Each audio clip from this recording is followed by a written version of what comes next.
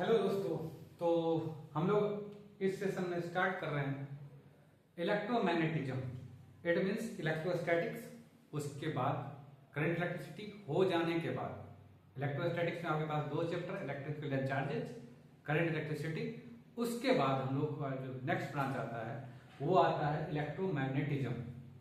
इसमें आपके पास जो चैप्टर्स होते हैं, चैप्टर आपके पास फर्स्ट है magnetic effect of electric current. जब भी आपके पास कोई भी वायर से करंट फ्लो होगी तो उसका एक मैग्नेटिक इफेक्ट देखने को मिलता है, वो है। क्लियर है। इस चैप्टर का नाम आपके पास मूविंग चार्ज एंड मैग्नेटिज्म, इस नाम से भी इसको जाना जाता है। तो हम लोग जो फर्स्ट चैप्टर है वही पढ़ेंगे, मूविंग चार्ज एंड मैग्नेटिज्म, या मैं बोल सकता हूं magnetic effect of electric current. Clear. इसके बाद जब ये कंप्लीट होगा तो नेक्स्ट चैप्टर आती है अपने को इसमें magnetism and matter. Clear. Magnetism and matter जब वो कंप्लीट होगी तो फिर आती है इलेक्ट्रोमैग्नेटिक इंडक्शन, फिर आती है अल्टरनेटिंग करंट और लास्ट में ईएम वेव्स। क्लियर है। इतने चैप्टर्स मिला करके ये टॉपिक आपके पास इलेक्ट्रोमैग्नेटिज्म कंप्लीट होते हैं। अगर मैं बात करूं इसके वेटेज की तो वेटेज इसके अच्छे खासे हैं आपके पास जेईई मेन में और एडवांस में भी। अगर मैं जेईई मेन से आप अगर क्वेश्चन एक्सपेक्ट करोगे तो इससे लगभग 3 से 4 क्वेश्चन आपके पास इलेक्ट्रोमैग्नेटिज्म ब्रांच से यहाँ पे आते हैं। मतलब कि अगर आप इसका वेटेज वाइज देखो तो 20 मार्क्स, 20% ऑफ द वेटेज है इलेक्ट्रोमैग्नेटिज्म का पूरा इंटायर फिजिक्स 11th 12th में टोटल फिजिक्स की मैं बात कर रहा हूं। क्लियर। तो स्टार्ट करते हैं। सबसे फर्स्ट जो चैप्टर रहेगा अपना वो रहेगा मूविंग चार्ज एंड मैग्नेटिज्म बोलूं या magnetic effect of electric current. कहीं कहीं पे नाम आपके पास है magnetic effect of electric current और कहीं कहीं पे नाम है moving charge and magnetism. Clear. तो चलो स्टार्ट करते हैं। तो सबसे फर्स्ट हम लोग देखेंगे यहाँ पे किसी भी इलेक्ट्रिक करंट की वजह से मैग्नेटिक फील्ड। तो यहाँ पे चैप्टर का नाम लिखिएगा मैग्नेटिक इफेक्ट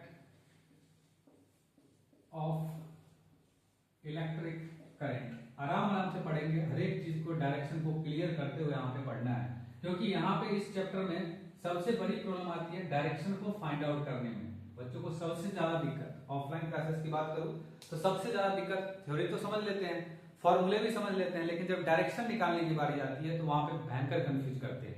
ठीक है ना। और उस वजह से क्वेश्चन गलत होने के चांसेस ज्यादा बढ़ जाते हैं इसमें। ठीक है। मेन है इसमें डायरेक्शन। बाकी आपके पास यहाँ पे जो कॉन्सेप्ट यूज होते हैं वो मैकेनिक्स के बेसिक कॉन्सेप्ट आपको आने चाहिए। बाकी कॉन्सेप्ट यहाँ पे एक वेक्टर प्रोडक्ट आपके पास बढ़िया से क्लियर होनी चाहिए। उसके बाद आपको ये चैप्टर बढ़िया समझ में आएगा। यहाँ पे हर एक चीज क्लियर करेंगे, जो भी वेक्टर प्रोडक्ट यहाँ पे आएंगे आपको एक एक चीज बताया जाएगा। ठीक है। तो सबसे पहले अगर मैं magnetic effect of electric current की बात करूं तो आपने क्या सुना था, याद करो, जब इलेक्ट्रोस्टैटिक्स में जब स्टार्ट किया था कि आपके पास चार्ज का 3 स्टेट होता था। अगर आपके पास सपोज करो ये चार्ज है, अगर ये चार्ज है तो ये चार्ज के पास 3 स्टेट होती थी। पहला स्टेट होता था क्या कि जब आपके पास यहाँ पे चार्ज अगर रेस्ट में है, चार्ज अगर रेस्ट में है तो इस केस में स्टैटिक चार्ज की वजह से जो इफेक्ट देखने को मिला था वो था आपके पास इलेक्ट्रिक फील्ड आपको यहाँ पे देखने को मिली थी। याद करो इलेक्ट्रोस्टैटिक, जहां पे चार्ज स्टैटिक था तो वहां पे आपके पास इलेक्ट्रिक फील्ड देखने को मिली थी। जैसे कि सपोज करो ये आपके पास चार्ज है तो इसके अराउंड जो इलेक्ट्रिक फील्ड सेटअप होगा वो आपके पास कुछ इस तरह से होती थी। याद करो, क्या आपको ये मेरे पॉइंट क्लियर है? आराम से समझेंगे। चैप्टर काफी इंपॉर्टेंट है और काफी कॉम्प्लिकेटेड भी है, क्योंकि इसमें आ जाते हैं मैकेनिक्स के कॉन्सेप्ट एज वेल एज यहाँ पे वेक्टर प्रोडक्ट आ जाती है, जिस वजह से बच्चों की हो जाती है हालत खराब। तो उसको ध्यान रखते हुए आराम से समझेंगे एक एक टॉपिक को। अब आते हैं चार्ज। दूसरा हो सकता है मोशन में। अगर मैं मोशन की बात करूं तो 2 तरह के मोशन इस चार्ज के हो सकते हैं। एक हो सकता है that is the uniform velocity और दूसरा हो सकता है एक्सीलरेटेड मोशन। ठीक है ना, एक्सीलरेटेड मोशन।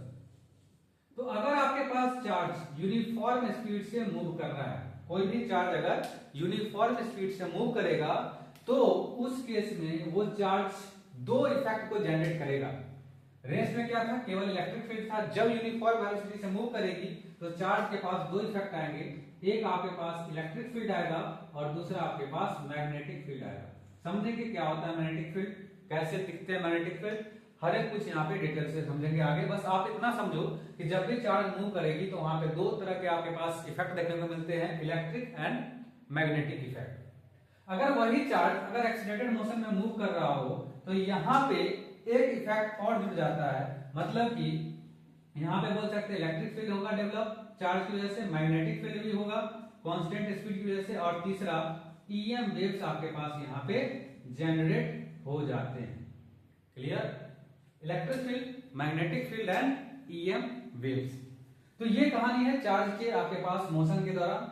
अब यहाँ पे बात करते हैं कि अगर आप किसी करंट, इलेक्ट्रिक करंट की वजह से मैग्नेटिक फील्ड कैलकुलेट करना चाह रहे हो, ठीक है, तो उस केस में कैसा इफेक्ट देखने को मिलेगा तो समझते हैं। आप इसको आप चाहो तो नोट कर सकते हो वीडियो पॉज करके, और मैं अब इसको मिटाता हूं। अब आते हैं एक वायर की कहानी देखते हैं और वहां पे देखते हैं कि क्या इफेक्ट देखने को मिल सकता है।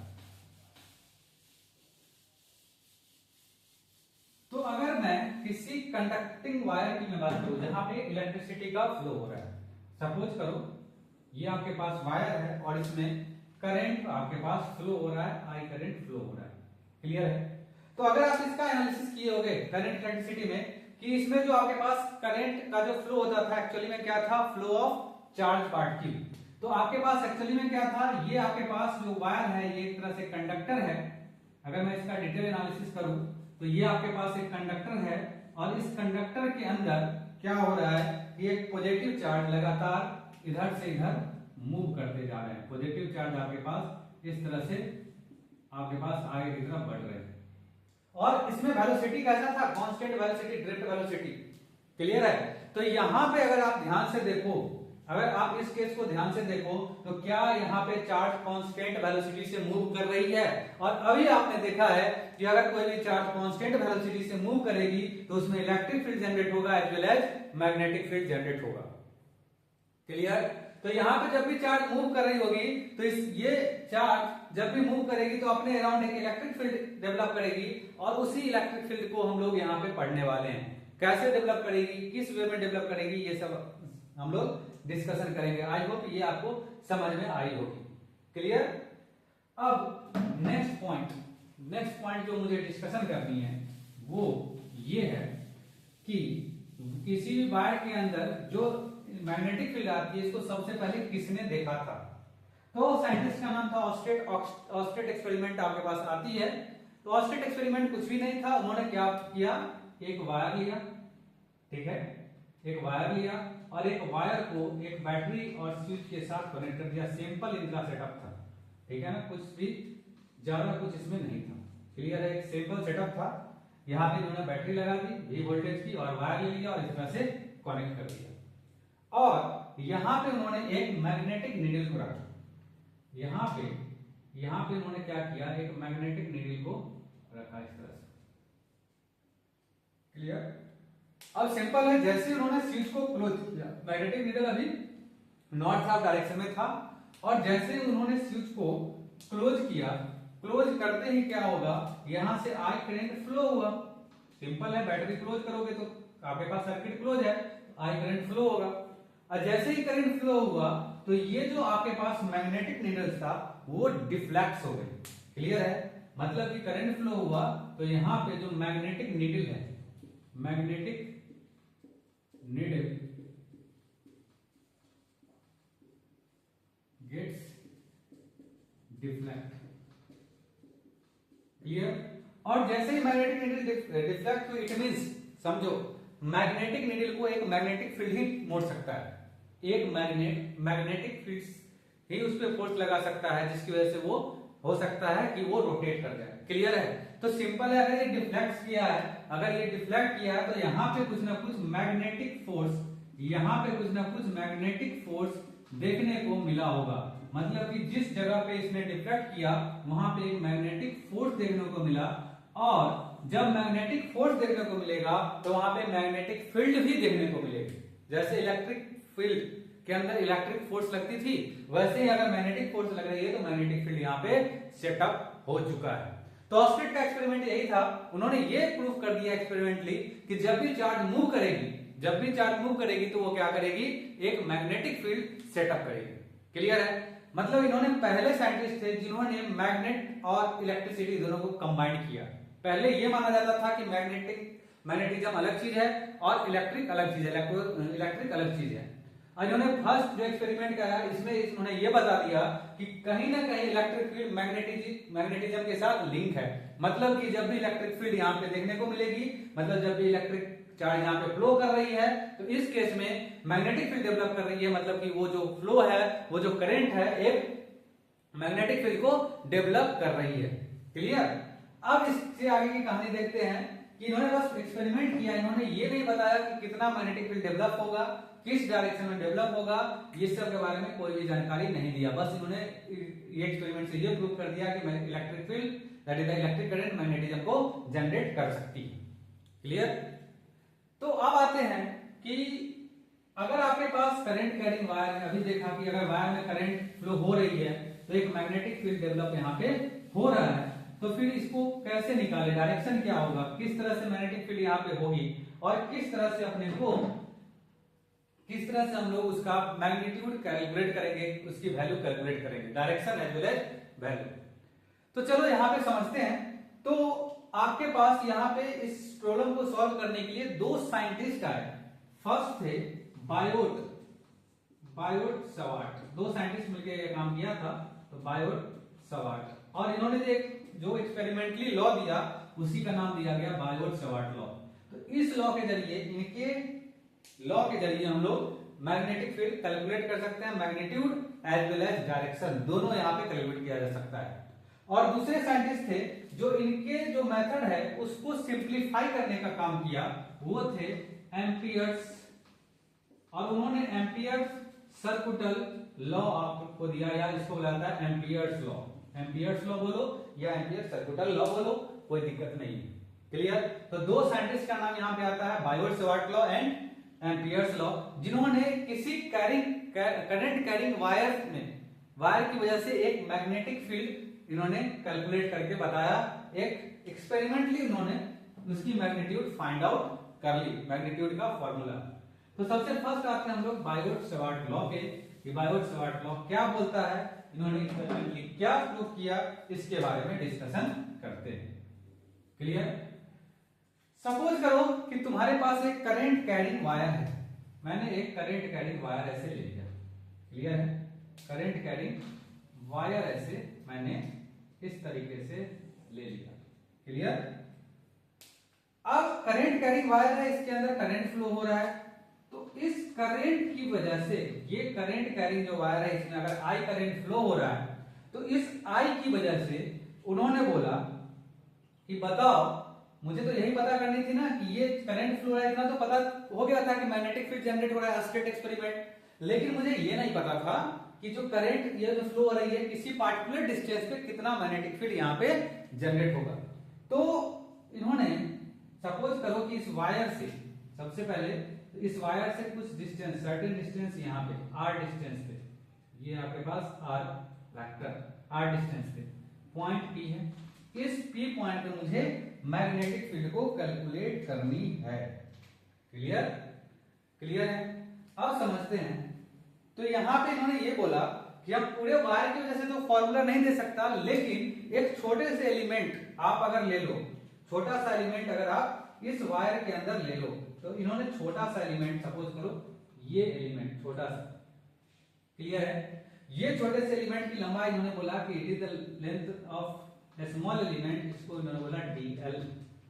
करंट आई आपके पास इधर फ्लो हो रही है, तो आपके पास dl का जो डायरेक्शन होगा करंट के डायरेक्शन के अलॉन्ग लेंगे। मतलब कि अगर आप ये ले रहे हो, अगर आप ये dl ले रहे हो, तो dl वेक्टर आपके पास क्या होगा, इसी डायरेक्शन में होगा dl vector. Clear? dl vector और r वेक्टर के बीच का एंगल अगर आपके पास थीटा है, dl वेक्टर ये छोटे से एलिमेंट, छोटा सा एलिमेंट है ये dl, और करंट के डायरेक्शन में आप इसका डायरेक्शन निकालोगे dl का डायरेक्शन, जिधर करंट उस एलिमेंट में फ्लो कर रही है, तो हो जाएगा dl vector. Clear? dl vector और r के बीच का एंगल, r वेक्टर के बीच का एंगल थीटा। तो इन्होंने बोला b पॉइंट पे जो ये छोटे से एलिमेंट है dl, इसकी वजह से जो मैग्नेटिक फील्ड आएगी, तो छोटा से एलिमेंट की वजह से मैग्नेटिक फील्ड कैसा आएगा, छोटा आएगा, dv ही तो आएगा। टोटल वायर की वजह से बी होगा, लेकिन छोटे से एलिमेंट की वजह से क्या आ जाएगा, डीबी होगा। तो इन्होंने बोला जो डीबी वेक्टर होगी, जो डीबी वेक्टर होगी, बी आपके पास यहाँ पे रिप्रेजेंट करता है मैग्नेटिक फील्ड को। इसका यूनिट डायमेंशन कैलकुलेट करेंगे, लेकिन थोड़ी देर बाद करेंगे। क्लियर है? बस आप ये समझो कि आपके पास डीबी वेक्टर जो होगा, उन्होंने बोला ये आपके पास डायरेक्टली प्रोपोर्शनल टू करंट है। जितना करंट आप फ्लो करवाओगे उतना आपके पास यहाँ पे मैग्नेटिक फील्ड देखने को मिलेगा। इसके अलावा उन्होंने बोला कि D L vector cross R vector, अगर आप इस दोनों का डॉट क्रॉस प्रोडक्ट करते हो, डीएल वेक्टर और आर वेक्टर का अगर क्रॉस प्रोडक्ट करते हो तो वो इसके डायरेक्टली प्रोपोर्शनल आती है। मतलब आई के डायरेक्टली प्रोपोर्शनल और डीएल क्रॉस आर वेक्टर के डायरेक्टली प्रोपोर्शनल। क्लियर? और आपके पास DB is inversely proportional to 1/r³। Clear? अगर आप इसको कंबाइन करो तो सीधा अगर मैं चाहूं तो डीबी वेक्टर को लिख सकता हूं, DB vector is directly proportional to, that is the I D L vector cross R vector divided by r³। Clear? Clear है?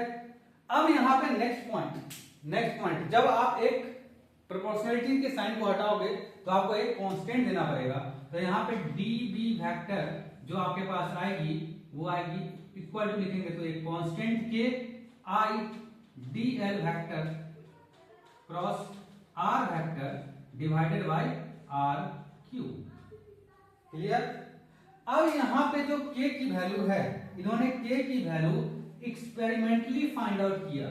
k की वैल्यू इन्होंने, इंपॉर्टेंट ये आपके पास फॉर्मूला है बायोट-सवार्ट लॉ का। क्लियर है? इन्होंने जो k की वैल्यू फाइंड किया वो एक्सपेरिमेंटली फाइंड किया, और जो k की वैल्यू आ रही थी वो k की वैल्यू थी that is the mu naught upon 4 pi, और इसकी वैल्यू होती है 10 to the power -7। Clear? 10 to the power -7। k की value mu naught upon 4 pi 10 to the power -7। Clear है? हम लोग जो भी फॉर्मूला है बाद में 10 टू द पावर -7 पुट कर दूंगा, लेकिन जितने फॉर्मूले मैं k के टर्म में ही लिखूंगा। रीजन क्या है? इलेक्ट्रोस्टैटिक्स में आपके पास जितने फॉर्मूले हैं वो सारे k के टर्म में ही हैं। जैसे कि अगर मैं कूलम्ब्स लॉ की बात करूं k⁴ q2 r², अगर मैं बात करूं इलेक्ट्रिक फील्ड की k³ r²। आप इलेक्ट्रिक फील्ड डिफरेंट सिचुएशन में निकाले थे कि इलेक्ट्रिक फील्ड अगर लीनियर है, एक वायर है, तो उसकी वजह से क्या हो जाएगा, तो वो सारे फॉर्मूला उसी टर्म में हम लोग यहाँ पे लिखने वाले हैं मैग्नेटिज्म में। क्लियर है? आई होप बायोट-सवार्ट लॉ का आपके पास ये कॉन्सेप्ट ये आपको समझ में आई होगी। अब इसको हम लोग और एक्सपेंड करेंगे। क्लियर? तो इसको पहले फिलहाल मैं मिटाता हूं और नेक्स्ट स्लाइड में बात करते हैं, इसको और एक्सपेंड करते हैं। बस आपको ये फॉर्मूला याद रखनी है, K I D L cross are divided by r³। चलो समझते हैं नेक्स्ट।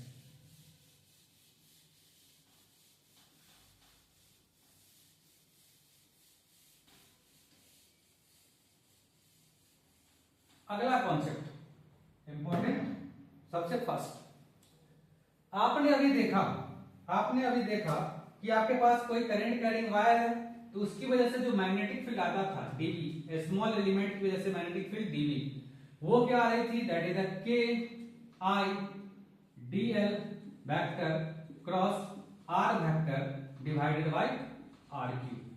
क्लियर? आपके पास अगर मैं वायर का डायग्राम ड्रॉ कर दूं तो आपके पास सिचुएशन बस ऐसा ही है कि आपके पास ये है वायर, ठीक है, ये आपके पास स्मॉल एलिमेंट ये है dl, और यहां से आप r डिस्टेंस पे p पॉइंट है, और यहां पे आप मैग्नेटिक फील्ड फाइंड आउट करना चाह रहे हो। dl वेक्टर आपके पास ये है, और dl वेक्टर और r वेक्टर के बीच का एंगल थीटा। क्लियर? तो इस केस में क्या मैं dl वेक्टर r वेक्टर, याद करो वेक्टर प्रोडक्ट, यहां पे इंपॉर्टेंट कॉन्सेप्ट वेक्टर प्रोडक्ट। तो वेक्टर प्रोडक्ट क्या करता था कि अगर आपके पास सपोज करो दो वेक्टर है, ए वेक्टर क्रॉस बी वेक्टर, अगर इसका आपको क्रॉस प्रोडक्ट करना है तो क्या आती थी, that is A B sine theta magnitude of A vector cross B vector, यही आता था। क्लियर है? डायरेक्शन कैसे निकालते थे, तो डायरेक्शन निकालते थे हम लोग एन कैप। एन कैप क्या था, एन कैप एक्चुअली में क्या था, normal to A vector and B vector, A vector और बी वेक्टर के नॉर्मल, दोनों के नॉर्मल जो डायरेक्शन होगा वही क्या हो जाएगा, एन कैप यहाँ पे होगा। और हम लोग राइट हैंड थंब रूल से निकालते थे, याद करो, क्लियर। जैसे कि आपके पास सपोज करो ए वेक्टर इधर है, ए वेक्टर इधर है, बी वेक्टर इधर है और थीटा आपके पास ये है। तो अगर मुझे ए क्रॉस बी करनी है तो क्या करेंगे, तो आप राइट हैंड लेते थे, राइट हैंड के जो चारों उंगली है ए वेक्टर की तरफ, जो पहले होगा वो, और किधर को मोड़ना है, तो बी वेक्टर की तरफ मोड़ना है, दूसरे वाले वेक्टर की तरफ। हमेशा आप राइट हैंड लो, ए वेक्टर के अलोंग जो जो 4 फिंगर्स है उसको रखो, क्लियर, और दूसरे वेक्टर के अलोंग मोड़ दो, तो जो आपके पास थंब बताएगा वो डायरेक्शन बताएगा ए क्रॉस बी का। आई होप ये आपको क्लियरली समझ में आ गया होगा। आप 2-3 बार देख सकते हैं, अभी यहाँ पे वही चीज अप्लाई करने वाले हैं और आपको क्लियर आ जाएगी समझ में, क्लियर। तो यहाँ पे अगर मैं यहाँ पे बात करूं तो आपके पास अगर मैं डीबी वेक्टर का अगर मैं मैग्नीट्यूड केवल पूछूं कि बताओ मैग्नीट्यूड क्या हो जाएगा, तो सिंपल है, यहाँ पे लिखेंगे के आई और इसका मैग्नीट्यूड डीएल क्रॉस आर का मैग्नीट्यूड कितना आ जाएगा, dl r sine theta divided by r cube, A cross B, A B sine theta, dl A हो गया, बी आर हो गया, साइन थीटा दोनों के बीच का एंगल।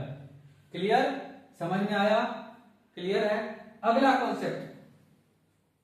कॉन्सेप्ट यहां पे मैं आर से आर मर गया तो आपके पास मतलब कि आर स्क्वायर हो जाएगा, तो डीबी वेक्टर का जो मैग्नीट्यूड मिलेगा, डीबी वेक्टर का मैग्नीट्यूड मिलेगा वो मिलेगा K I dl sine theta divided by r square. काफी इंपॉर्टेंट फॉर्मूला आपके पास आ जाएगी मैग्नीट्यूड का। क्लियर है। आई होप आपको ये सारी चीजें क्लियर हो गई होंगी। क्लियर है। अब हम लोग डायरेक्शन निकालते हैं। डायरेक्शन निकालने का क्या तरीका है कि आपके पास डीएल क्रॉस आर है, तो डीएल आपके पास किधर है, देख रहे हो, डीएल अगर मैं आपको बताऊं तो डीएल इधर है, डीएल आपके पास इधर है, आर किधर है, इधर है, तो आपको डीएल से किधर करना है, आर की तरफ उंगली को मोड़ना है। तो डीएल इधर दिख रहा है, 4 उंगली रख दिया, आर की तरफ मोड़ना है। ऐसे रखेंगे तो कैसे मोड़ पाएंगे, नहीं मोड़ पाएंगे, ऐसे ही मोड़ना है। क्लियर है। तो डीएल और आर जब आप करोगे तो ये कैसा थंब दिखा रहा है, अंदर की तरफ, तो आपके पास यहाँ पे मैग्नेटिक फील्ड अंदर की तरफ होगा और अंदर की तरफ को डायरेक्शन दिखाने के लिए क्रॉस यूज करते हैं। कैसे, अगर आप इस मार्कर को देखो तो आपकी तरफ अगर मार्कर आ रहा होगा, आपकी तरफ स्क्रीन से बाहर, फोन के स्क्रीन से बाहर, तो आपके पास क्या दिखाई देगा, पॉइंट दिखाई देगा। अगर ये इधर से आ रहा है, मेरी तरफ आ रहा है, स्क्रीन के अंदर आपके मेरी तरफ आ रहा है, तो आपको क्या दिखाई दे रहा है, ऐसा कुछ क्रॉस टाइप का दिखाई दे रहा है पीछे, तो वो आपके पास इनवर्ड डायरेक्शन के लिए क्रॉस यूज करते हैं और आउटवर्ड के लिए हम लोग डॉट यूज करते हैं। क्लियर। डॉट कैसे यूज करते हैं, तो ऐसे लिखते हैं डॉट। क्लियर। आई होप आपको ये सारी चीजें क्लियर हुई होगी। क्लियर। अब हम लोग डायरेक्शन निकालने वाले हैं कुछ सिस्टम का, मतलब कुछ वायर में जिसमें डिफरेंट सिचुएशन है, वायर में करंट फ्लो हो रहा है, आपको डायरेक्शन बतानी है। क्लियर। तो चलो आप इसको नोट कर सकते हो, बाकी हम इसके आगे डिस्कशन करते हैं।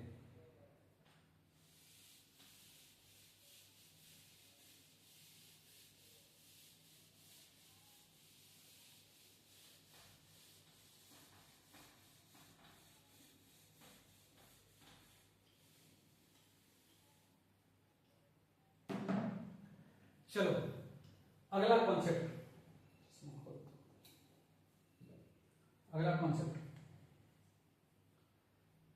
Direction of magnetic field, sorry, direction of magnetic field due to current carrying wire.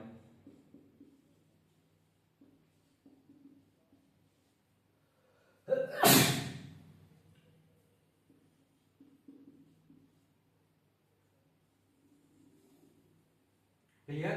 Direction of magnetic field due to current carrying wire. तो मैं एक वायर लेता हूं, मैंने एक वायर लिया है सर, स्ट्रेट वायर, इसके अंदर करंट फ्लो हो रहा है I, क्लियर है। मुझे बतानी है कि इस वायर के वजह से जो मैग्नेटिक फील्ड इसके अराउंड सेटअप हो रही है उसका डायरेक्शन कैसा होगा और हम लोग कैसे कैलकुलेट करने वाले हैं, क्लियर है।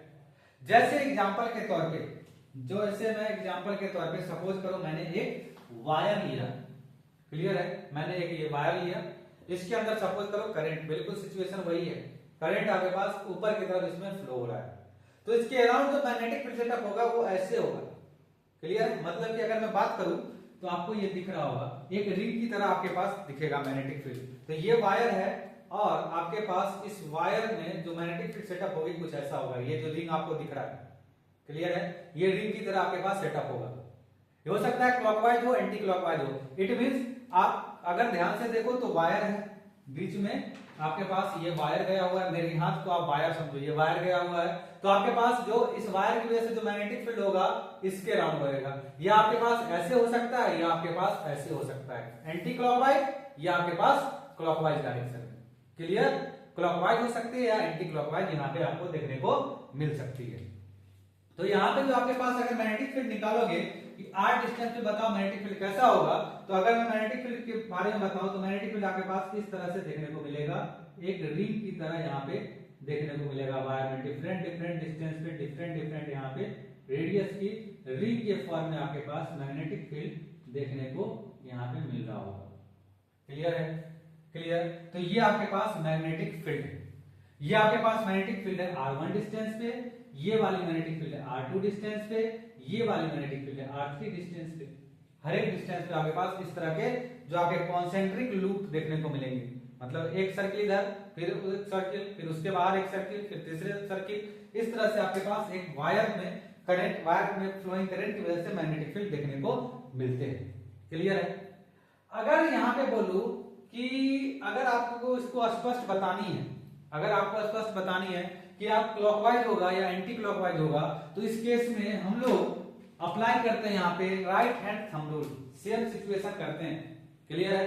कैसे करेंगे समझना, कैसे करेंगे समझना कि आपके पास क्लॉकवाइज होगा या एंटी क्लॉकवाइज होगा, इसके बारे में डिस्कशन करते हैं। सपोज करो यही वायर है, करंट ऊपर की तरफ, यहाँ पे देखो अभी करंट ऊपर की तरफ फ्लो हो रही है, बिल्कुल ऐसा ही वायर, क्लियर, करंट अभी फिलहाल ऊपर की तरफ फ्लो हो रही है, तो इस केस में क्या करेंगे, अपना राइट हैंड लो, क्लियर, दिख रहा है राइट हैंड। राइट हैंड में क्या करनी है कि आपको इस वायर को पकड़ना है, कैसे पकड़ना है कि थंब ऐसे पकड़ो, इस वायर को ऐसे पकड़ो कि थंब आपके करंट के डायरेक्शन को बताए, करंट किधर हो रहा है ऊपर, तो थंब किधर होना चाहिए, ऊपर की तरफ, करंट के डायरेक्शन को बताना चाहिए।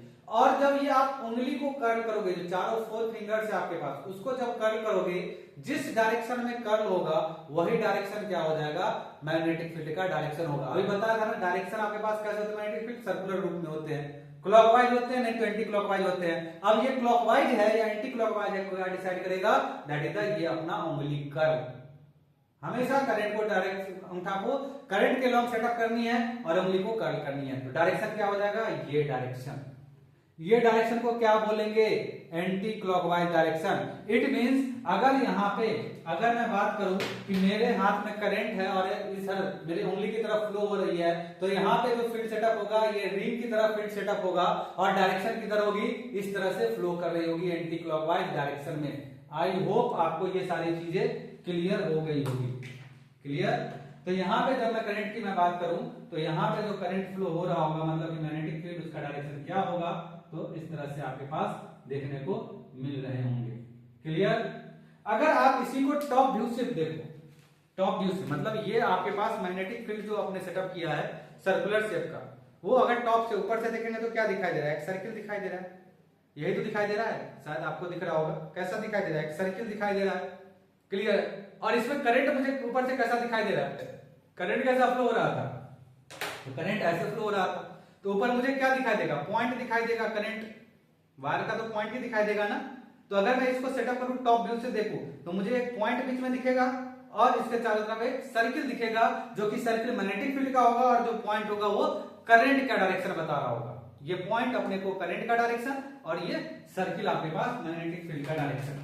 तो अगर मैं टॉप व्यू से बात करूं तो टॉप व्यू से आपको ये ब्लू वायर आपको दिखाई दे रही होगी करंट की, क्लियर है, ब्लू आया, लेकिन करंट किधर आ रहा होगा, मेरी तरफ, ऐसे आ रहा होगा करंट मेरी तरफ, तो क्या मुझे दिखाई दिया, पॉइंट। तो आउटवर्ड डायरेक्शन में आपको यहाँ पे दिखाई देगा एक पॉइंट, मतलब सीधा समझो कि आप सामने से देख रहे हो वायर को। तो ये आपके पास क्या बता रहा है, ये बता रहा है आई करंट। इसके अराउंड जो मैग्नेटिक फील्ड सेटअप हो रही है रेड वाली, वो कैसे सेटअप हो रही है, तो इसके अराउंड जो मैग्नेटिक फील्ड सेटअप हो रहा है एक कॉन्सेंट्रिक सर्किल में इस तरह से आपके पास सेटअप हो रही है, इस तरह से मैग्नेटिक फील्ड। ये आपके पास टॉप व्यू है यही चीज, बस ऊपर से देख रहे हैं चीजों को, जो आप व्यू है वो चेंज हो चुकी है। क्लियर, ये सामने से देख रहे थे, आप ऊपर से देख रहे हैं, तो ये आपके पास आएगी। फ्लो कैसा हो रहा है, तो ऐसे ही हो रहा होगा। अभी तो देखा था करंट अगर आपके पास ऐसे फ्लो हो तो थंब को पकड़ो तो ऐसे फ्लो हो रहा है, ऐसे घूम रही है, ऐसे घूम रही है, अगर सामने से देखोगे तो ऐसे घूम रही है, मतलब कि आपने को ये डायरेक्शन हो जाएगा मैग्नेटिक फील्ड का, ये डायरेक्शन में मैग्नेटिक फील्ड घूम रही होगी। ये आपके पास R1 डिस्टेंस पे होगा मैग्नेटिक फील्ड, ये आपके पास होगा R1 डिस्टेंस पे मैग्नेटिक फील्ड, ये आपके पास है R2 डिस्टेंस पे मैग्नेटिक फील्ड, ये आपके पास है R3 डिस्टेंस पे मैग्नेटिक फील्ड।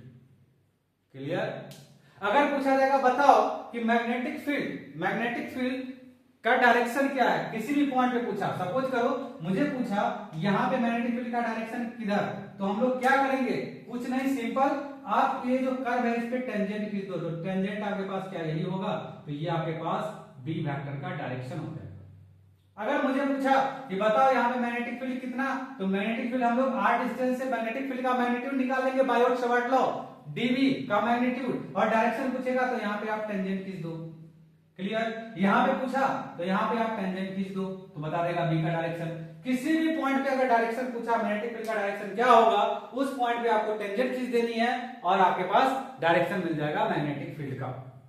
क्लियर, समझ में, आई होप ये सारे कॉन्सेप्ट आपको आ गए होंगे। चलो अब आगे समझते हैं। अगर मैं सेकेंड सिचुएशन दूं कि सपोज करो आपके पास जो यहाँ पे करंट फ्लो हो रही है वो डाउनवर्ड डायरेक्शन में हो रही है, कंडक्टर है उसमें डाउनवर्ड डायरेक्शन में करंट फ्लो हो रही है। आई होप ये आप बना लोगे, डायग्राम आप ड्रॉ कर सकते हो वीडियो पॉज करके।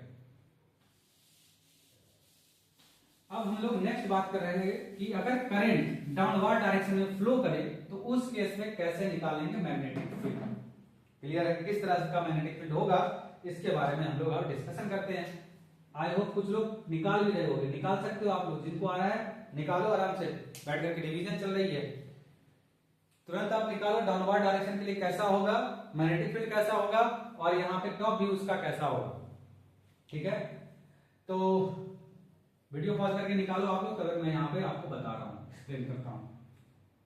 तो अगर मैं ध्यान से देखूं तो अब सिचुएशन क्या है, ये आपके पास है वायर। अब समझना, ये मेरा हाथ था वायर, पहले ऊपर की तरफ करंट फ्लो रहा था, मेरा उंगली क्या है ऊपर की तरफ है, अब करंट की तरफ फ्लो नीचे, मतलब मेरा हाथ नीचे, ये क्लियर है, ये मेरा हाथ जो कि वायर की तरह काम कर रहा है, करंट नीचे फ्लो हो रही है।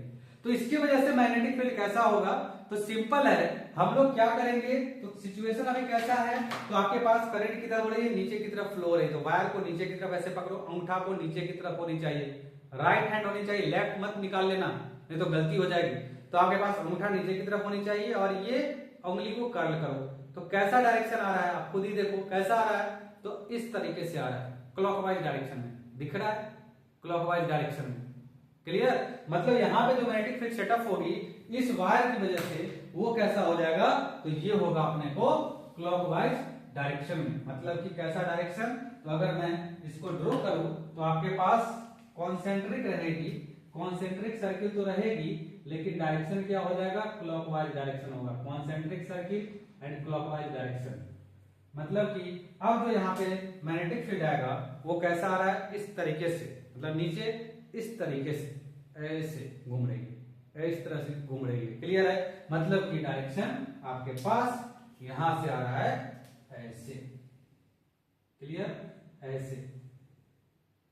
क्लियर है, अब अगर मैं टॉप व्यू से देखूं कि बताओ मैग्नेटिक फील्ड कैसा दिख रहा होगा, तो टॉप व्यू में वही है कि ये आपके पास मैग्नेटिक फील्ड, मेरा हाथ जो है वो है कंडक्टर, ऐसे नीचे की तरफ।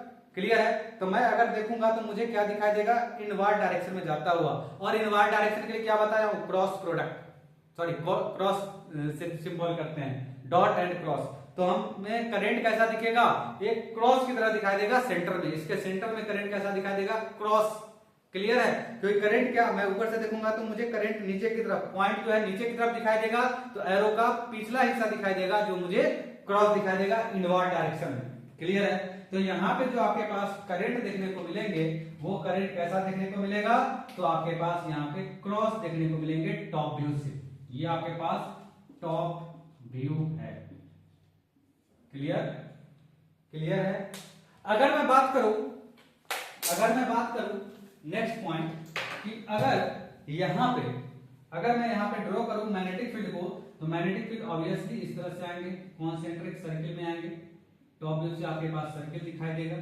क्लियर है? जैसे कि ये वायर फ्रेम में जो आपके पास सर्किल ऐसे दिखाई देगा टॉप से, मैग्नेटिक फील्ड सर्किल, और आपके पास कंडक्टर नीचे की तरफ, तो मैग्नेटिक फील्ड सर्किल, कंडक्टर नीचे की तरफ, तो आपके पास ये कॉन्सेंट्रिक सर्किल दिखाई देगा। और इसमें कॉन्सेंट्रिक सर्किल में मैग्नेटिक फील्ड का डायरेक्शन क्या होगा, तो कॉन्सेंट्रिक सर्किल आपके पास इस तरह से मूव करता हुआ दिखाई देगा। क्लियर है? इस तरह से मूव करता हुआ आपके पास दिखाई देगा ऐसे। क्लियर? इस तरह से मूव करता हुआ। अगर मैं बात करूं कि मैग्नेटिक फील्ड का डायरेक्शन निकालना है किसी पॉइंट पे, तो सिंपल है, टेंजेंट खींच दो।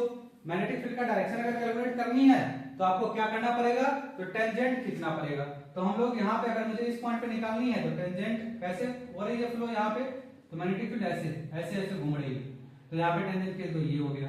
यहाँ पे निकालनी है तो आप यहाँ पे टेंजेंट खींच दो, यहाँ पे निकालनी है यहाँ पे टेंजेंट खींच दो, यहाँ पे निकालनी है तो यहाँ पे आप टेंजेंट खींच दो।